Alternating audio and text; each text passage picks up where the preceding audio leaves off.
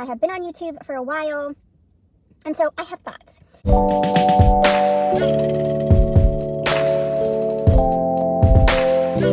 Hello, my name is Tia. I am a wig coach and a wig educator here on YouTube. I have this channel. I have a second channel for my online wig retailing business. I also have a third channel for the podcast that I host with Ikoya from Silky Sacks.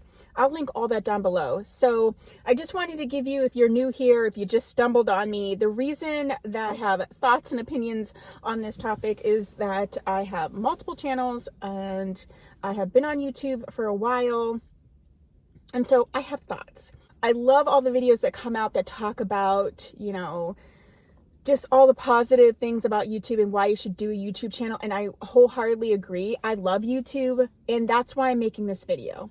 There are some things that you do need to consider if you are going to be on YouTube specifically, but this is true for social medias in general.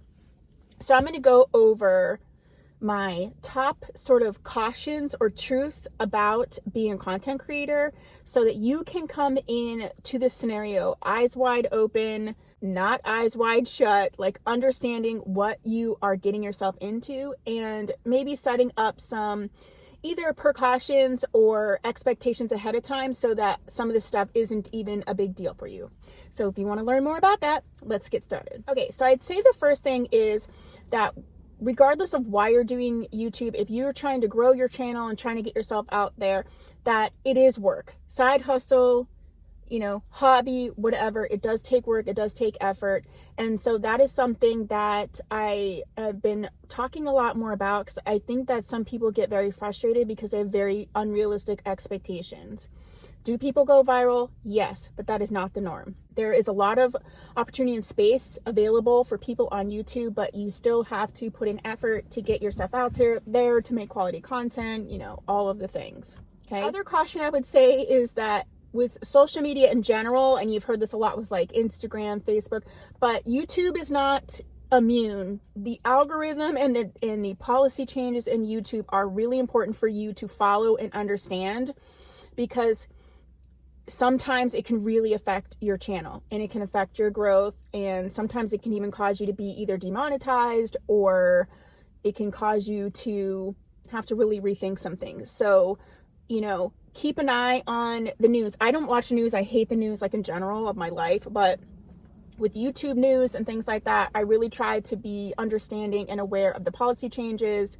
Even when things are improvements, sometimes it will still affect the way that you approach your channel. So please know that and keep that in mind. The other thing is, I guess we'll just talk about monetization.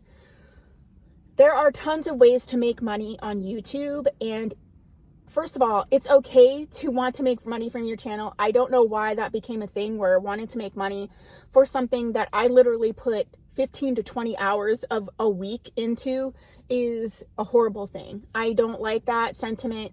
But the thing about it is understanding how you make money, how often you make money, and the realistic numbers behind that.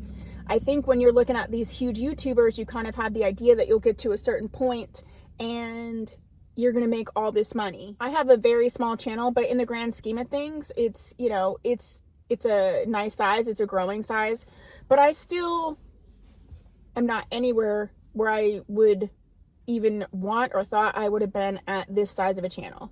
There's a lot of factors that go into that. So I think you need to find out and research a lot about how you make money on YouTube and how a lot of people are making money on YouTube.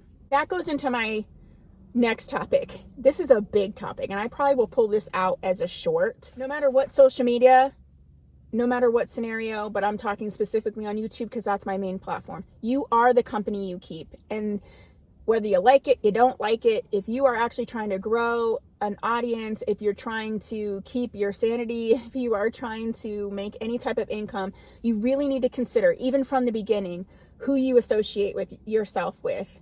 This is my opinion. You can disagree with me, but I have multiple instances of experience to tell me that this is how it is.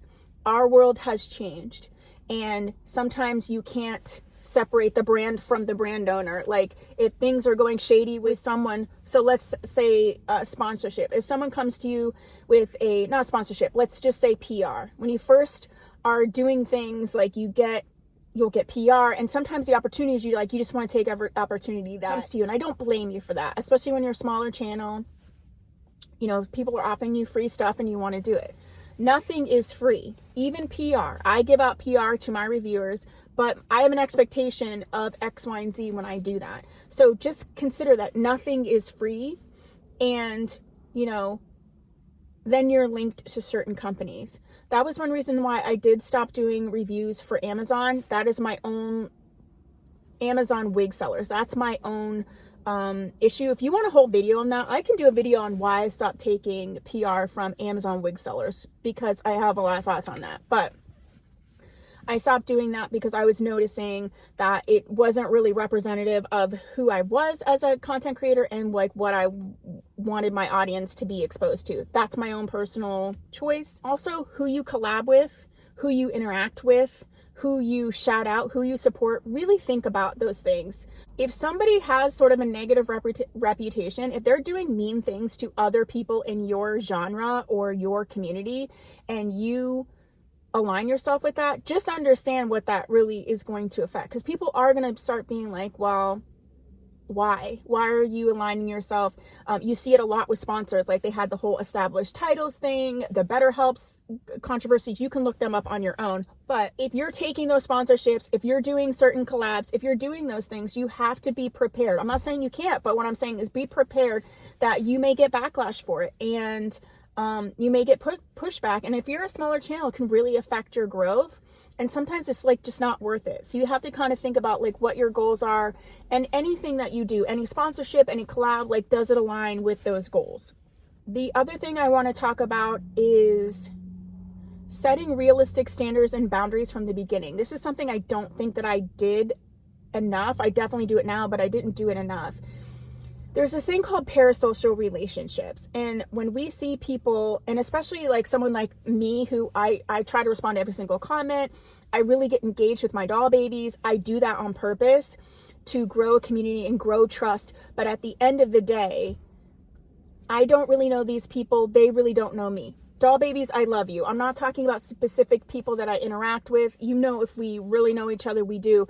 What I'm saying is, I've gotten burned a lot by people that I knew online and then interacted with them offline, and things, you know, got, in some situations, things got scary for me. Things got very uncomfortable. People can find you. People can find you and search you out. And some people do like get fixated for no, like you don't even understand why. Like they just get fixated with you or your content or what's going on. And it can be very scary. And sometimes it can be a little dangerous. So you really do need to be careful on who you're communicating with, who you're associating with, and, you know, all of those things. Revealing too many personal details, information. I hate to be like that mom, like, be careful, but you do have to be careful. You know, you're not interacting with just people in your small circle. There are people that are watching, that are interacting, that you don't even see. Maybe they don't even make comments. They might watch all your stuff. Like, you just have to be aware of that.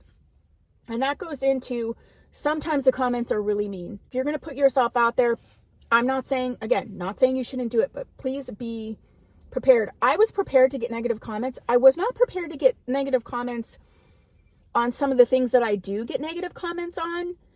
I guess I just didn't think, A, they would be a thing for people, or that they would feel it necessary to write it. But they do. So from the beginning, I would say set up a bunch of stuff on, you can set up words on your channel that get filtered out or blocked. I would put those words in there from the beginning, and then you don't even see those comments, or you just delete them right away. I got a lot of comments and backlash about my race, about, you know, whether I was, you know, like my sexuality, my gender, the melasma that I have on my face. Like some of the stuff, it's just like, okay, like I'm a regular person and I don't understand. Like people accusing me of not being biracial, of just being white and pretending. Like, I am 46 years old, and I grew up at a time where you weren't pretending to be anything that you weren't. You were especially not pretending to be another race. Like, the world still isn't horribly accepting, but it's way more accepting than it was when I was a kid. It was really hard to grow up biracial. So, and I can talk about that in another time. I would say that the other thing is I have a habit of wanting to respond to every comment. I try very hard to do that. I'll tell you, as you get bigger, it gets to be overwhelming. There is a time when you cannot do it. I am soon I'll be at a point where that's probably the case. And I'm trying to formulate a plan on what I'm going to do, because that is something that bothers me. I don't like when I put a comment on someone's video and I don't ever hear anything back. But I understand now more why that is. When you're communicating with a creator, especially if you're communicating them on multiple platforms, you can find them on Instagram, Facebook, and everything.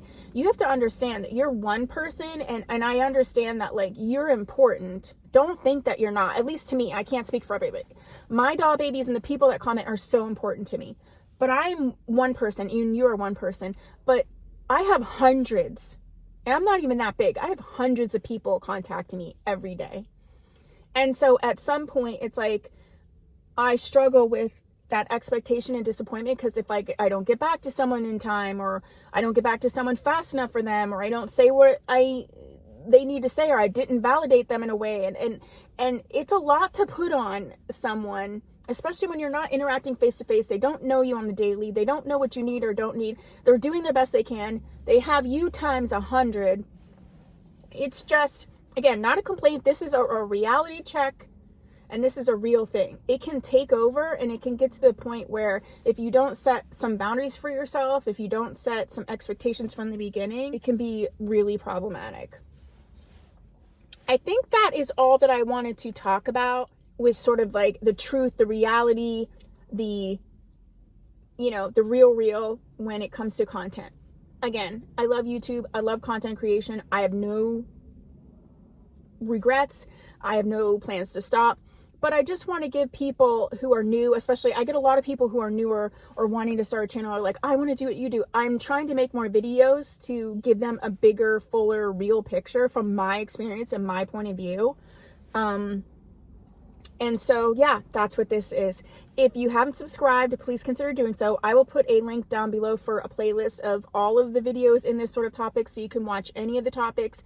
If there's another topic within this idea that you would like me to make a video for, please put that down below. And I will see you in my next video. Bye!